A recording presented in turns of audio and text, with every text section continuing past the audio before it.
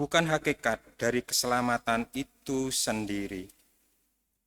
Karena itu, dengan kurban yang sama yang setiap tahun diulangi, hukum Taurat tidak mungkin menyempurnakan mereka yang ambil bagian di dalamnya.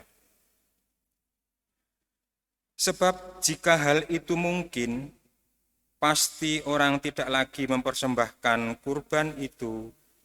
Mereka yang melakukan ibadah itu tidak lagi merasa berdosa, sebab telah disucikan sekali untuk selama-lamanya.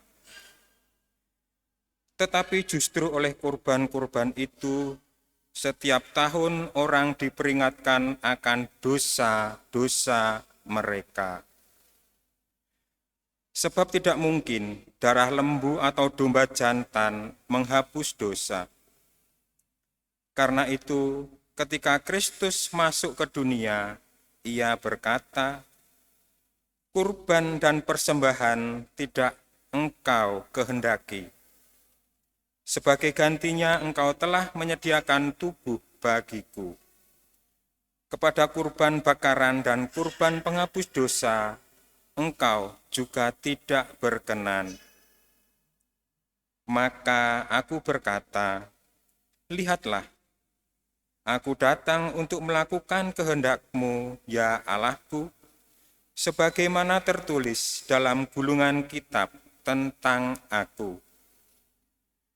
Jadi mula-mula ia berkata, "Engkau tidak menghendaki kurban dan persembahan, engkau tidak berkenan akan kurban bakaran dan kurban penghapus dosa." Meskipun dipersembahkan menurut hukum Taurat, dan kemudian ia berkata, "Lihat, aku datang untuk melakukan kehendak-Mu." Jadi yang pertama telah ia hapuskan untuk menegakkan yang kedua. Dan karena kehendak Allah inilah, kita telah dikuduskan satu kali untuk selama-lamanya oleh persembahan tubuh Yesus Kristus. Demikianlah sabda Tuhan. Refren, "Ya Tuhan, kini aku datang untuk melakukan kehendak-Mu."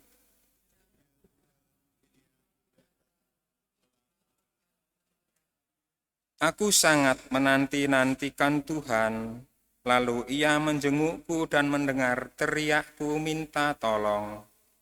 Ia memberikan nyanyian baru dalam mulutku untuk memuji Allah kita. Ya Tuhan,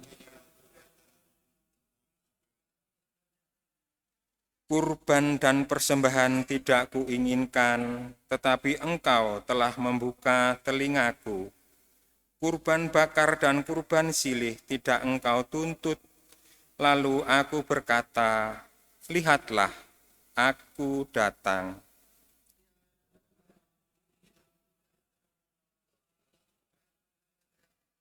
Aku mengabarkan keadilan di tengah jemaat yang besar. Bibirku tidak kutahan terkatup. Engkau tahu itu, ya Tuhan.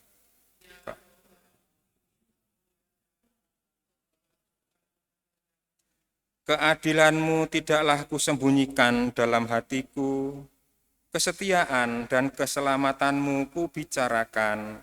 Kasih dan kebenaran-Mu tidak kudiamkan, tapi kuwartakan kepada jemaat yang besar.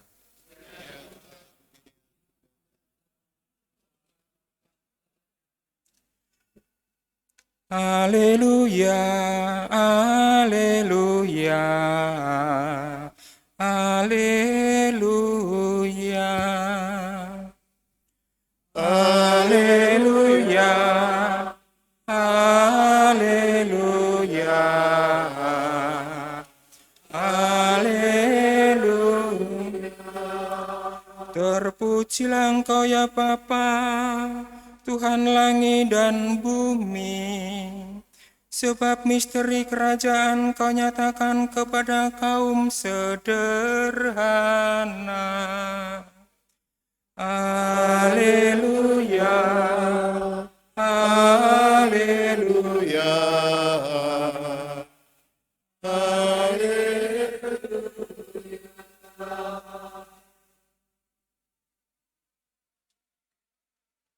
Tuhan bersamamu.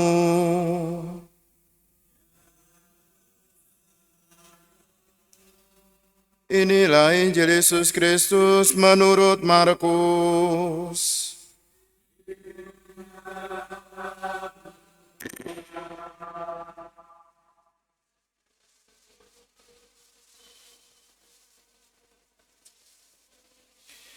Sekali peristiwa datanglah ibu dan saudara-saudara Yesus ke tempat ia sedang mengajar.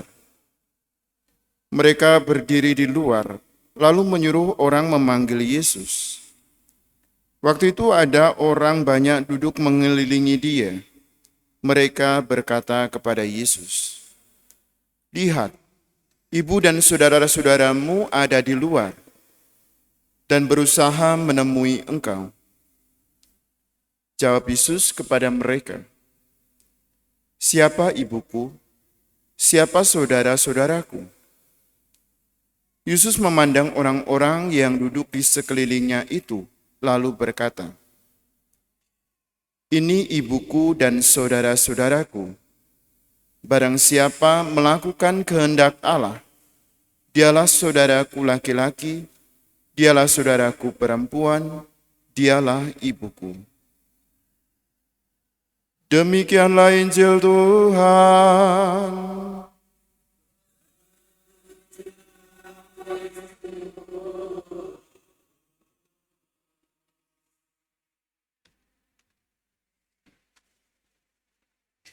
Barang siapa melaksanakan kehendak Allah, dialah saudaraku. Bapak, Ibu, dan saudara-saudari yang terkasih, selamat malam. Hari ini kita mendengarkan bagaimana dalam bacaan Injil Markus menceritakan tentang saudara dan ibu dari Yesus Kristus. Injil menceritakan pandangan Yesus tentang keluarga Yesus secara lebih luas, secara universal. Mereka itu adalah orang-orang yang berada di sekelilingnya. Orang yang datang dalam kekaguman karena mendengarkan pengajaran tentang Yesus, mendengarkan sabdanya, dan penuh harapan untuk memperoleh kesembuhan baik jasmani maupun rohani. Mereka juga mengakui bahwa Yesus adalah Dia yang berkuasa. Dan Yesus menekankan bahwa barang siapa yang melaksanakan kehendak Allah, dialah saudaraku. Hal ini sejalan dengan apa yang disampaikan dalam surat kepada orang Ibrani yang kita dengarkan hari ini juga. Bahwa Kristus datang untuk melakukan kehendak Allah. Dengan bacaan ini kita dapat melihat bagaimana kehadiran Kristus ke dunia adalah rencana Allah untuk menyelamatkan umat manusia. Dari bacaan ini menjadi panggilan bagi kita, menjadi undangan bagi kita untuk menjadi keluarga Yesus. Meskipun kita sadar bahwa kita mempunyai kelemahan, tetapi hal itu bukan menjadi halangan untuk kita menjadi saudara-saudari Yesus sendiri. Kita diundang untuk menjadi saudara-saudari Yesus jika kita melakukan kehendak Bapa. Dan mari kita belajar dari Santo Thomas Aquinas. Dia membaktikan diri untuk gereja. Tulisan-tulisannya membantu gereja untuk lebih berefleksi akan iman Kristiani. Thomas Aquinas membaktikan dirinya lewat tulisan-tulisan yang ia persembahkan. Dan kita tahu bahwa lewat tulisan-tulisan Thomas Aquinas, kita semakin tahu, semakin menyadari betapa besar kasih Allah bagi umat manusia. Maka mari Bapak, Ibu, dan saudara-saudari yang terkasih, kita menanggapi undangan Allah menjadi saudara-saudari Allah sendiri dalam kehidupan kita bersama orang-orang yang ada di sekitar kita. Kemuliaan kepada Bapa dan Putra dan Roh Kudus, seperti pada permulaan, sekarang, selalu, dan sepanjang segala abad.